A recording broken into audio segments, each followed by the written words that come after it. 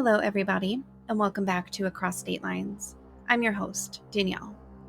Thank you so much for tuning into episode 11 of the podcast, where today we will be discussing the 2020 death of Nicholas Cordova from Gilbert, Arizona.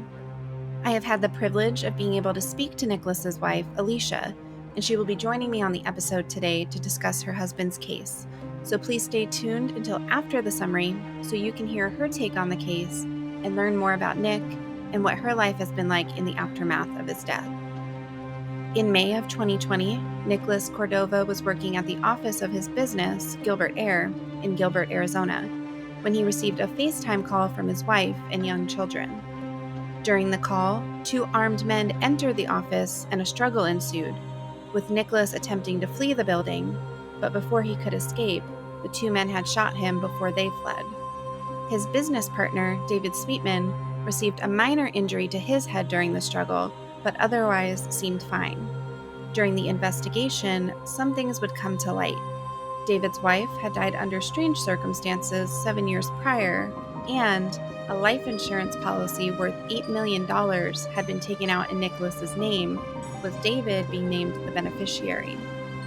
But before we jump into the case, I'd like to remind everyone that Across State Lines is now available on all podcast streaming platforms, such as Apple Podcasts, Spotify, YouTube, and anywhere else that you might listen. If you are liking Across State Lines and would like to leave us a rating or a review, it would be greatly appreciated.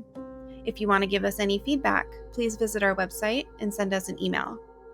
Thank you so much for listening, and remember to stay tuned after the summary to hear my interview with Alicia Cordova.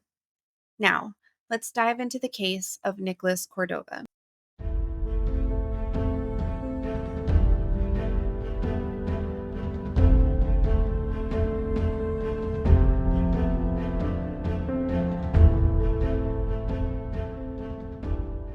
May 27th, 2020, 17 hours, 30 minutes, 36 seconds. It's okay to breathe.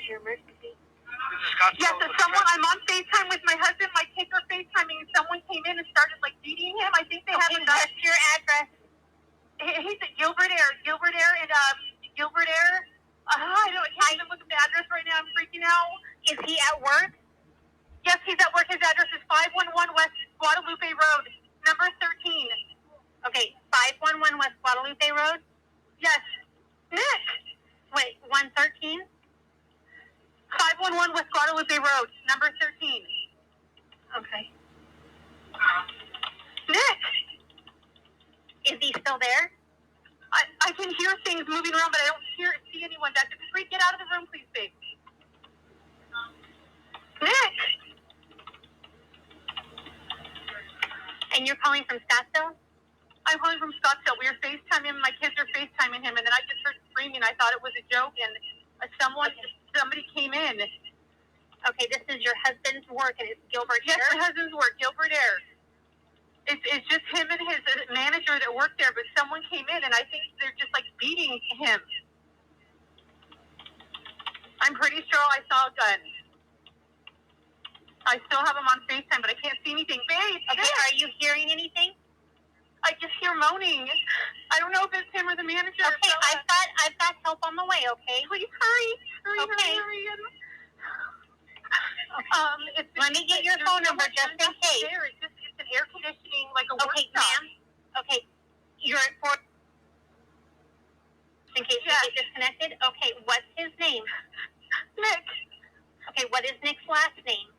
Cordova. Do you have his phone number? Yes. What's his phone number?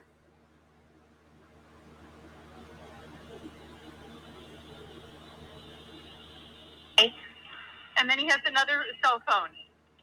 We're on, I don't know which cell phone you called him on. All right. Can you, I just want to confirm, is it suite 113 or suite 13? No, it's number 13. Okay. It's suite 13. All right, thank you. Nick! He's not answering you? Can someone answer me? Is anybody there? Nick!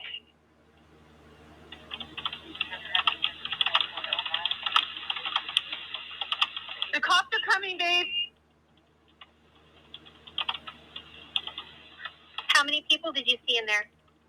I didn't see anyone. I just saw like the phone like rustling around, and then I'm pretty sure I saw a black glove or gun above. I didn't hear any shots or anything though. I could hear him saying what, like yelling, screaming. Someone was hitting him. Okay. My kids had their freaking phone and they saw it. Okay. All right. Who's there? Who is that? I'm on the phone. I have police on the phone. Who is that? Who's there? Pick up the phone. David who? Dave. Dave, pick up the phone. Got it. What is going on? Where's my husband? I have the police on the phone. You don't know who he is? Where's Nick? Do you know who this gentleman is? He's not there? Someone came in. Is he okay? What's going on? Dave! Ma'am, tell me what's happening. Who is the guy you're talking to? His coworker's there, his partner. Oh my gosh, is he okay? Dave! Is that his coworker? Dave, tell me what's going on. Is he okay? Can you answer my question? Is that his coworker? Ma'am, who is Dave? No! Can you please answer my questions? Ma'am. Dave's his partner. Dave's his partner who just came into the building. I don't know.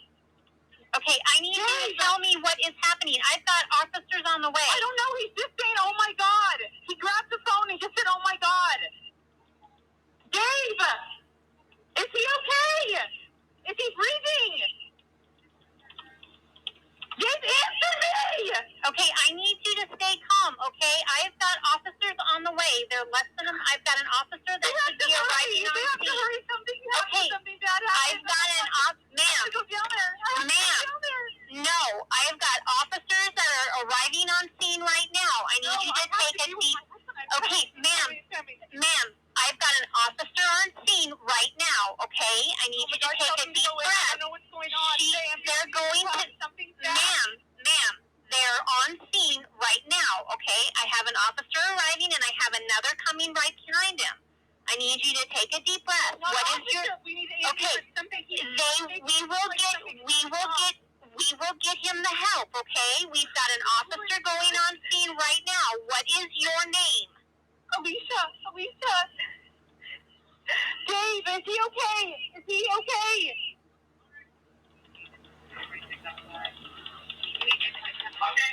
Dave, what's going on? Okay, I've got an officer arriving on scene. Does he see him? I hear that. Does he see the officer? Yes, he just told him his name. Okay, ma'am, I've got an officer on scene, okay? Do you hear him? Yes, hi. He said 2 guys came in. Okay, all right. Ma'am, I'm going to have the officers contact you after they get everything under control, okay? We have surveillance videos. Oh my gosh, what is going on? What am I supposed to do right now? Do I hang up? I've got officers on scene. They're going to assess the situation, and I will have one of them give you a call, okay? Okay, where am I supposed to go? I need you to do whatever you feel is safest. Officers are on scene, and they will give you a call, okay? Okay. Okay, as soon as they're able, they will call you, all right? Okay, thank you. All right, thank you. Bye. May 27th, 2020, 17 hours, 37 minutes. Nicholas Cordova was born on October 16th, 1979, in Mesa, Arizona. In his childhood, Nicholas moved to Casper, Wyoming, before he and his family moved back to the Phoenix Valley. Nicholas and his sister were raised by their mother and grandmother, and Nicholas was said to be calm and mellow, with great energy, and he was always smiling. In his teen years, Nicholas would attend Chandler High School, where he excelled in sports, being on both the football and wrestling teams.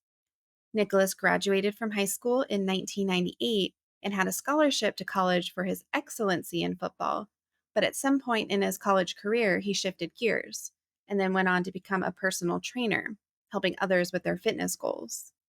Later in life, Nicholas would shift gears again as far as his career and entered into the heating and ventilation trade. Nicholas would meet his wife Alicia in 2003 at his sister's graduation party when his cousin had introduced them to one another. At the time, Alicia was 18 and Nicholas was 23 years old. The two spent time with one another at the party and hit it off immediately. When asked about how they met, Alicia told Fox 10 News, quote, "Then, at the end of the night, he was standing at the door when I left, and I was like, 'You're cute. You should give me your number.' And so he gave me his number, and I feel like the rest is kind of history from there." End quote. They began dating and had dated for several years before they decided they would wed in October of 2011. The couple would go on to have 2 children. They welcomed a baby boy named Cruz in 2012 and a baby girl they named Capri in 2015. The family was very close, with Nicholas being described as a devoted father and attentive husband. They were lucky enough to have a close support system of cousins, aunts, uncles, and grandparents living around them, as they both grew up in Arizona. Things were going very well for the family. Alicia said this about their growing family, quote, "We were 2 and done. We had our son, and we had our daughter. We said if we had 2 boys, he was like, we'd be done. I was like, no, if we had 2 boys, we'd try for a third. I could have talked him into it." End quote.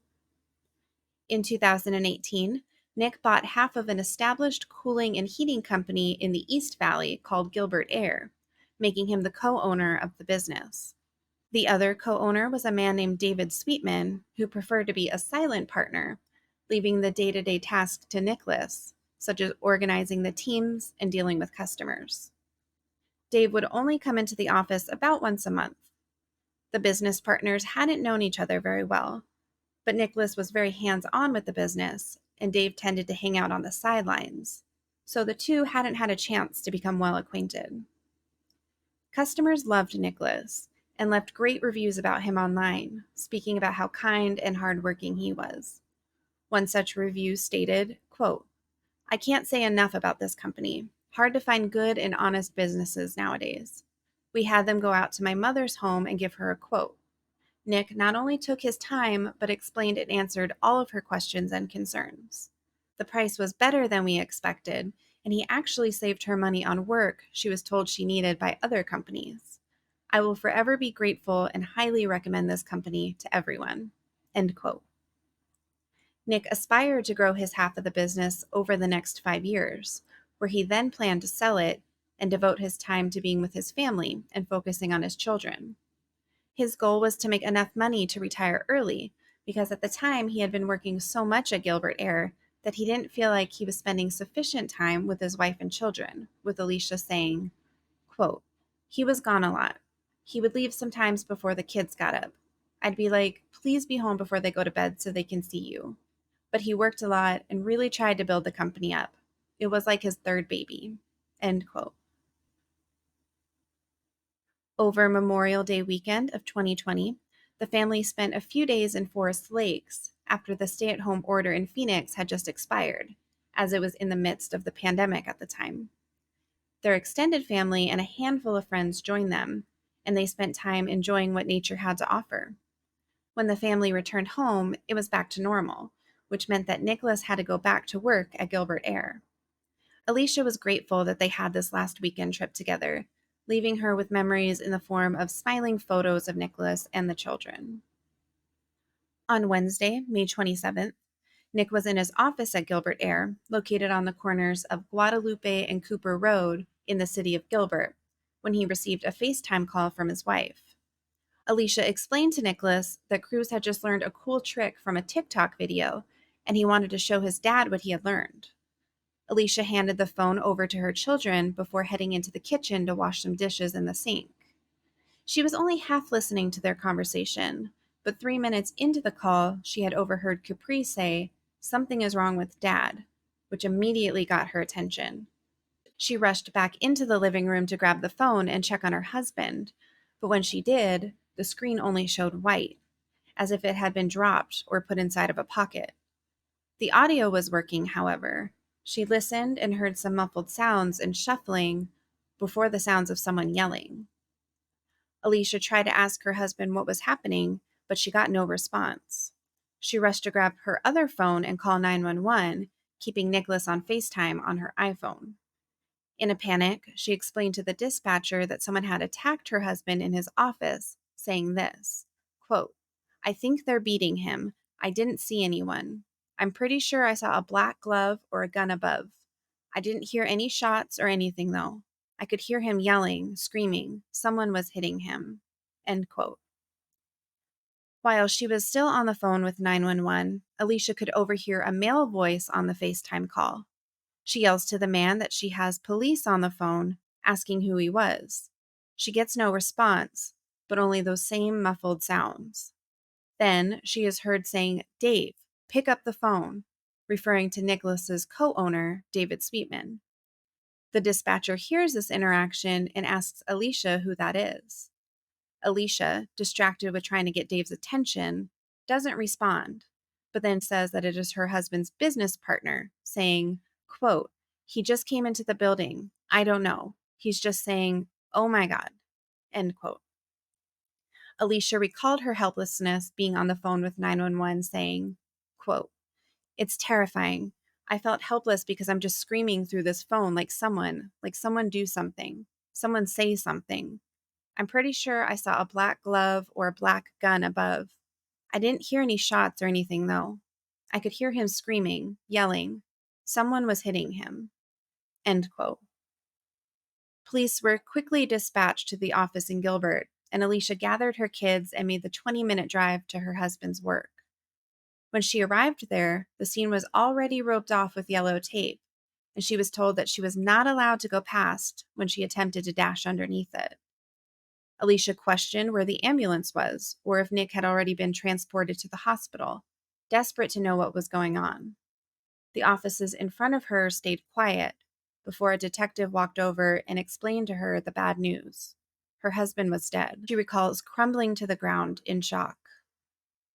Gilbert police immediately began their investigation, questioning neighboring offices and local nearby businesses. No one nearby had heard any gunshots, and neither had Alicia when she was on the FaceTime call. David Sweetman was also questioned, and he handed over his own gun for testing. He explained what had happened that afternoon, saying that he had been knocked out by the attackers from behind, and when he finally gained consciousness, the suspects were gone. That's when he heard Alicia's voice on the phone and discovered Nicholas's body. When asked if Dave would like to be transported to the hospital or given medical attention for his head injury, he had refused their offer. When questioned by police, Sweetman had claimed that there were two men who entered Gilbert Air that day, one who had hit him over the head and the other had shot Nicholas. He had called it a robbery. However, police quickly noted that a substantial amount of cash had been left behind in the office. Two witnesses claimed that they had left the building at 5 p.m. that day and hadn't seen anything suspicious, but did state that Nicholas and David had a closed-door meeting right before the two witnesses left, and it was louder than usual. Alicia had stated that after the murder, someone had insinuated to her that Nicholas had been involved in something shady, but Alicia adamantly denies this, stating, quote, "He wasn't involved in anything shady or any criminal activity. Is there something I could have possibly not known? No way, 100%. There was nothing shady going on with him at all." End quote. Police also gathered security footage of the area. They had heard from a witness that they had seen two men leaving the parking lot in a pickup truck shortly after the murder. The police noted how tight the timeline was. The FaceTime call started at 5:25 p.m. Alicia was alerted by Capri at 5:28 p.m. and had called the police at 5:30. All of this had happened in under 5 minutes. On surveillance footage that has never been shown to the public, the entire murder was caught on tape. According to Alicia, which has been relayed to her by police, the surveillance footage from outside the office shows Nick running out the door, followed by two men, one tall, slender Mexican man and another Mexican man who was shorter and heavyset. Nick tries to escape, but the shooter fires 5 shots. The first 3 miss, and the last 2 enter in Nicholas's back. The 2 men were wearing bright-colored construction outfits. In mid-June, police released a surveillance video from an Arco gas station a few blocks away from the site of the murder. It had been time-stamped at 5:33 p.m., showing a stocky man enter the gas station, pay for gas with cash, before pumping it and leaving. He was described as standing about 5'8" with a heavy build, wearing a blue t-shirt and jeans. This man was identified to be a suspect in the murder of Nicholas Cordova, and it is now determined that this man wasn't the shooter, but he was the accomplice and driver of the truck seen fleeing the parking lot of Gilbert Air. The truck was described by police as being a two-toned red and silver Ford F-150. When Nicholas became co-owner of Gilbert Air in 2018, he had applied for 2 life insurance policies, one for $3 million, which named Alicia as the beneficiary, and one for $5 million for the business. However, without Alicia's knowledge, in December of the same year, the beneficiary was changed to Gilbert Air. So, in the event of Nick's death, Gilbert Air would receive the $8 million payout and not his wife. Taking out life insurance on a business partner or employee is not uncommon. This allows the business to keep functioning in the event of the death of someone with an important role. However, 3 days after Nicholas's death, Dave pressured Alicia to file the insurance claim and told her that her part of the claim was a mere $500,000. Alicia filed a complaint with the court, claiming that the change of beneficiaries was fraudulent. The case was taken to court, where the judge decided that the insurance claims would be split 50-50. In 2013, shortly after what was described as a nasty separation from his wife, neurologist Laura Sweetman had died from drowning in her bathtub. Official rulings declared her death was an overdose as well as a drowning, and David Sweetman would receive an insurance payout in her death. However, shortly before her death, on April 21st, 2013, police had been dispatched to the Sweetman home for a domestic dispute, and the report stated that David Sweetman had manhandled Laura against her will, and he had threatened to kill both her and himself. Laura stated that she had attempted to leave several times, but that David had grabbed her by the throat and pulled her back into the residence, and he had repeatedly choked her. Laura was quick to think and had recorded the incident as an audio file on her phone, which lasted 1 hour and 2 minutes, in order to prove what had happened to the police.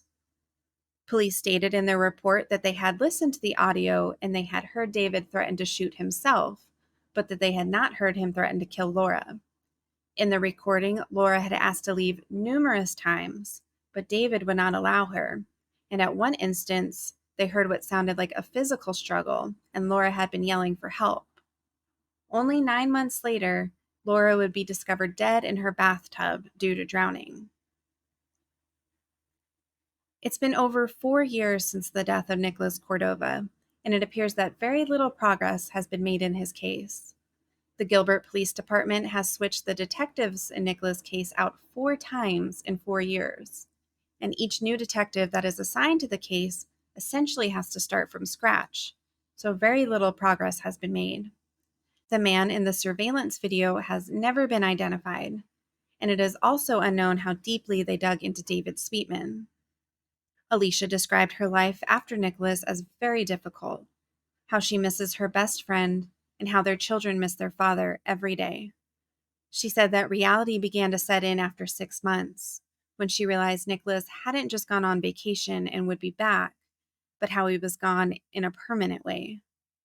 She believes that there will be justice for the death of her husband, and that police will discover who took his life and her happiness away that summer evening. If you know anything about the case of Nicholas Cordova or recognize the man in the surveillance photo, you can contact Gilbert Police at 480-503-6500. In a recent interview with Fox 10 Phoenix, Alicia spoke about her life after Nicholas's death, saying, quote, "It's really hard being in this house because this is the home that we plan to raise our kids in together. He put that tire swing up in the front yard, and everything here we've done together. But for me, it's like this darkness here, having to live in this house that we planned on growing old in together, and then him not physically being here. It's a lot." End quote. Now, let's take a listen to what Alicia has to say about the case, the progress being made, and her life in the aftermath of her husband's death.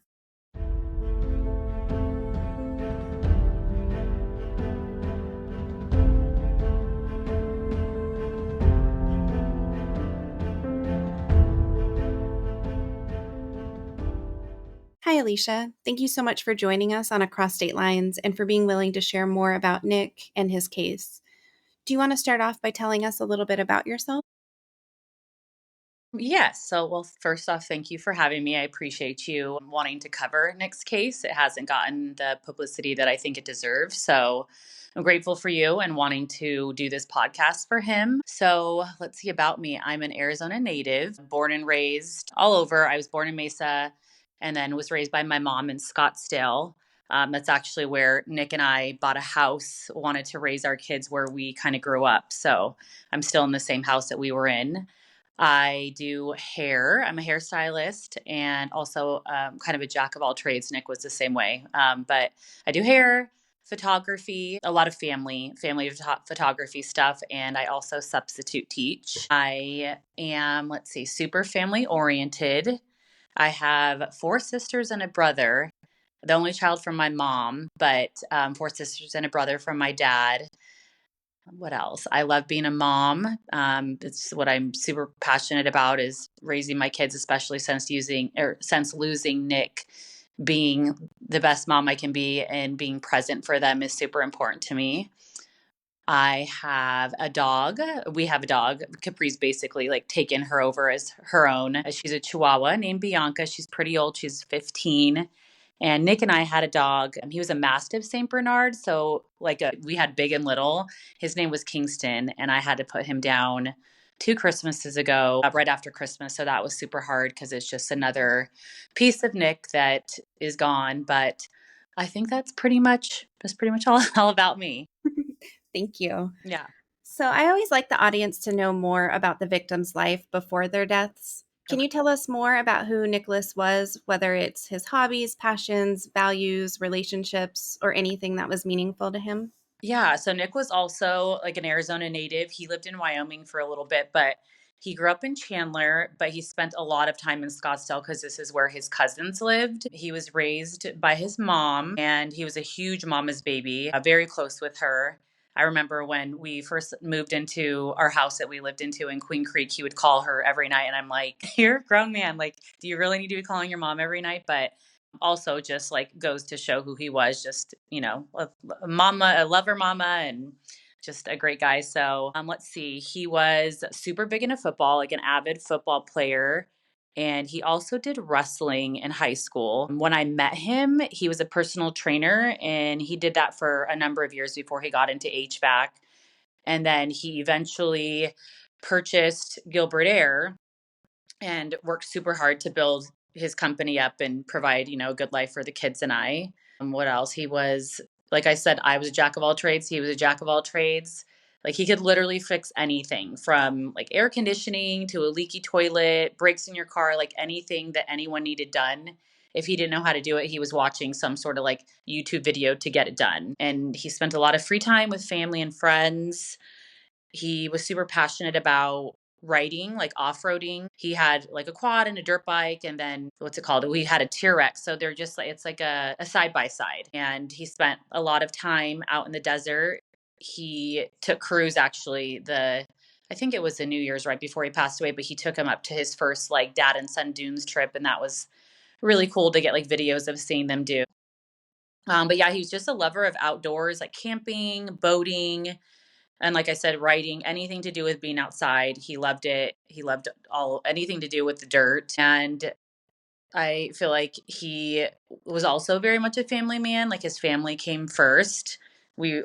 His family was literally everything to him. Let's see, what about us? So Nick and I met in 2003. It was at his sister's graduation party. And I'm the one that like went up to him and hit on him and asked for his number. I just thought he was so cute. And we got married in 2011, and he was like an amazing, devoted husband. And I honestly don't know what I did to get so lucky to have him. We have two beautiful children, Cruz and Capri, and it's wild, like to watch them grow up and him not here, like to see pictures like from with photography. I do a lot of family stuff. So like I was looking at our family photos that we took in the year before he died and just seeing how little they were and then seeing how much they've grown now. Like it makes me super sad because he should be here to be with us and doing all the things that we do and to watch them grow. But yeah, I don't know. It's super hard without him, but so yeah, but he like being a dad, that was like I feel like he was meant to be a dad and like growing up he was around kids, but I remember we had our nephew, who wasn't really a nephew, he was a cousin, but he was a lot younger, so he called us like aunt and uncle. And so Nick was so weird, like holding him whenever he was little, like always looked so awkward. But he, whenever he became a dad, with our kids, like he just stepped into that dad role like a pro. Like he doted on our babies and he was involved in like every aspect of their lives and just like really was just like the most amazing dad that you could have. And I used to get like super irritated with him because I would have to plan like a dental appointment around his schedule because he never wanted to miss anything. And it wasn't even anything big either. It'd be like a basic dental cleaning or a well check or whatever. And he's like, well, you got to figure it out to where I need to be there. And it's yeah, I guess I remember I used to get so irritated, and now it's something that I miss so much is him obviously being here to do all these things, but like he just never wanted to miss anything. And that's just I just felt like that was so amazing. He was also a loving son, a brother, a cousin, an uncle, and like such a dear friend to like so many people. I feel like a lot of people like leaned on him. I didn't see it so much when he was alive, but after he passed, I was like, gosh, like everybody really just leaned on him for like guidance and support and love. And our entire world, not just mine, but like everyone that was around him, our worlds have been like completely turned upside down since losing him. Well, that's what I read most online about him is that he was such a devoted father and attentive husband, and all of the reviews, even on Gilbert Air, that he was like an amazing worker and just so kind, and he seemed like a wonderful person. So, what was the cool trick that Cruz wanted to show Nicholas on TikTok that day? So the kids, they were a lot younger and I never let them go on TikTok. And I don't even know, one day I was like in the kitchen, I'm cooking, trying to do dishes and clean. And they were like, somebody had shown them this trick. And I was like, fine, it was like an iPod touch. So I'm like, go ahead, go on it. So it was some trick where you plug the charger into the wall. I don't know if this is going to make sense. And then you unplug it from the wall three times. No, you plug it in and then you unplug it three times. And whenever you take it out, you plug your phone into your charger without it being plugged into the wall. And I don't even remember if it worked, but it's supposed to like charge itself. But the kids, I just remember them being so excited to show their dad that trick. So that's what they had called. And we would talk to him throughout the day or they would FaceTime, but they're like, oh, we want to show dad this trick. So that's why we had called him around right before the time that he was murdered to show him that TikTok trick. Oh, okay. I'll have to try that out. Yeah, I should try it and see if it actually works. They were like, "Oh, you got to see this." And yeah, he was always like so interested in everything they had to show him and I'm like, I'm doing stuff in the kitchen. Call your dad and show him. Right. So, can you describe the FaceTime call with Nicholas on May 27th? Yeah, so I was, like I said, in the kitchen doing dishes. I think I was making something for dinner, and the kids were in the hall of the house at the outlet, and they were FaceTiming Nick. And I just remember Capri yelling, like, Mom, something's wrong. And I don't think she knew like something was happening with him or anything was wrong in that aspect. It was more like she couldn't see him on the phone anymore. So I run into the hall and I grab the phone and the screen was like white. It looked like maybe he was moving around, or I've said this before, that like it looked like a butt dial, like in his pocket or in his hand, where I couldn't see anything. But I'm like listening because I'm like, Nick, hello. And I heard like muffled noises and what sounded like yelling or an altercation. And so I had no clue what was going on, but like my gut instinct had just kicked in, and I knew that there was something wasn't right. So I run into my room where my phone was, and I called 911. So, can you tell us a little bit more about David Sweetman, the co owner of Gilbert Air? How much do you know about him or his relationship with Nicholas? Yeah, so I met Dave maybe a handful of 3 times in the whole time that Nick took over Gilbert Air. One time was when we went in to sign documents for the company, and then another time was randomly in at Gilbert Air when the kids and I just like popped in to surprise him. He happened to be there. And the third time, I think we had a company party December of 2019, and we were all there together. I don't think we said more than 2 words to each other. I don't know him personally. We spoke briefly after Nick's death, but things quickly went south with that. So the only communication I've had through him since then has been through lawyers. And as far as Nick and Dave go, they didn't have a relationship. He didn't care for Dave as a person, and it was strictly business for him. Dave was a silent partner. Nick ran the company, and that was it. So, Nick bought Gilbert Air when it was an already established company. Was David already part of the company when Nick took over? Yes. So Dave owned the company with another guy, and Nick was acquaintances with this guy. They'd go to the dunes together. And from what Nick had told me, he came home after a dunes trip, and he was like, "Yeah, um, he." I won't say his name, but I mean, I guess it really doesn't matter. But he said that the other owner of Gilbert Air, they were 50-50 partners, was like, "Yeah, I want to get out of this business. I would sell it to you for super cheap if you were interested." And Nick was in HVAC and wanting to do something more. And so he ended up taking over that half of the company.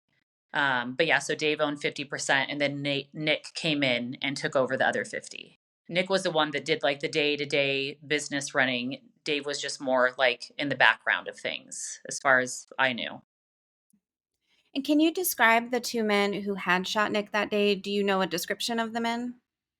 Yeah, so according to video surveillance that was from Gilbert Air, 2 men came in to the company, which is rare because it's a shop. Like no one comes in there. It's not a place where it's not a shop where you can like buy things. It's more of a warehouse. It had their desks to do their daily things, and then a warehouse with all of the stuff they need to run the HVAC company, but it wasn't somewhere where people would come in to buy anything. So it was odd. These 2 men come into Gilbert Air in construction style outfits from what I saw with the picture that was shown to me early on in Nick's case.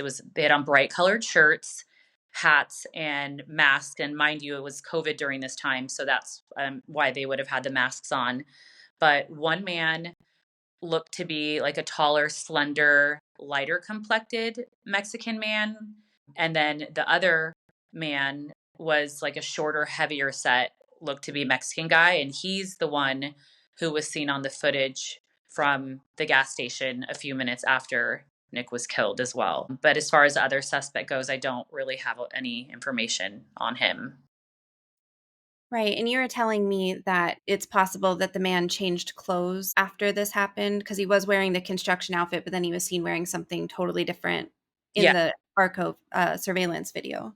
I don't recall what bottoms he had on, if he had on jeans or not, but his shirt was definitely not the same. He had on a construction, like bright colored long sleeve shirt, and then when he was at the gas station, he had on a black shirt. So 100% either had he changed or he had that shirt underneath his other shirt. Can you tell us what you know about the investigation so far? If investigators have made any progress or what's being done on Nicholas's case? Just I've really had it with Gilbert PD, and I feel like that's a lot of why I'm trying to to do these podcasts and to do interviews and get his story back out there. We've gone through 4 detectives in 4 years, and I feel like there were a lot of leads and high hopes early on in Nick's case, but as the detectives have changed and as time has gone on, I feel like his case is just kind of like being brushed to the side. I feel like things are just kind of at a standstill. They say it's not a cold case. I don't think it's a cold case. They have leads, um they have things that they say are in the works, but it's just infuriating because anyone that looks at Nick's case can put two and two together and see exactly what went down. Yet Gilbert PD has all of this information, and there's like nothing being done to put the men who robbed us of Nick behind bars and to finally bring Nick justice. So yeah, I there's really not a whole lot that they have told me, and like I said, since they've changed detectives, I feel like they tell me less and less about things that are going on. My mother-in-law and I will go in from time to time to get an update, and it's just I feel like it's been the same thing that they've been saying for 4 years. They have leads, and it's not a cut and dry case, and they need concrete evidence and not just what is called circumstantial. So just not a whole lot going on with Gilbert PD. I really feel like they're kind of brushing his case under the rug, and it's super frustrating. So it's not a cold case, but it's more or less at a standstill then. I feel like it's like I keep saying this to people because I was chatting with a lady from Unsolved Mysteries and a producer from there, and we both were like, I don't feel like it's unsolved. It's like uninvestigated. They just Mhm. aren't. They're not. They're not doing anything. And it's Nick's case isn't the only case. There's a Rachel Hansen who was murdered in Gilbert, beautiful young girl, and her parents are trying to advocate for her because it's the same type of thing where Gilbert PD is like, hey, we've got this covered. Just, keep quiet. We're like, let us take care of this. And they're finally like, no, you guys aren't doing anything. So we have to be the voice for her. With the Preston Lord case, like, I don't know what Gilbert PD's doing, but it's a whole lot of nothing, and not just on Nick's case, it's multiple cases. Yeah. So how do you want Nick to be remembered? I know everybody will. I just want him to be remembered as the amazing man that he was, because he was so amazing in like in every possible way. I mean, he was kind and loving and patient and hardworking, and any good characteristic you can describe was him. And I want people to remember his smile, because he just had the most beautiful smile, and it could literally light up a room, and everybody says that about like how infectious his smile was. And also, like, as time has gone on, I feel like it makes me super sad because he's talked about less and less, and I don't want anyone to forget him, especially my kids. And we talk about him all the time, but above all else, like, I simply just want him to be remembered. And I want people to know how loved he was and how missed he is, and like how much his death has like truly rocked us to our core and affected our lives. And I mean, it forever will, but there's just so much darkness without him. And I feel like that is like goes to show how much of an impact he truly had on like everyone he encountered. So And how can we support you going forward? Do you have any social media links so the public can follow Nick's case in the future? yeah, so I have both things. I had a TikTok that I never posted on, so I just kind of made that the TikTok for his story, and then I have an Instagram, so you can follow Noise for Nick. It's all one word, on Instagram and TikTok, to follow his case and just share his story, help get his case back out there, to get like the attention and what's what I'm looking for, exposure that it deserves. We need some answers, and I feel like the community is like coming together and pushing for this is what's gonna maybe put pressure on Gilbert PD to move their asses. So yeah.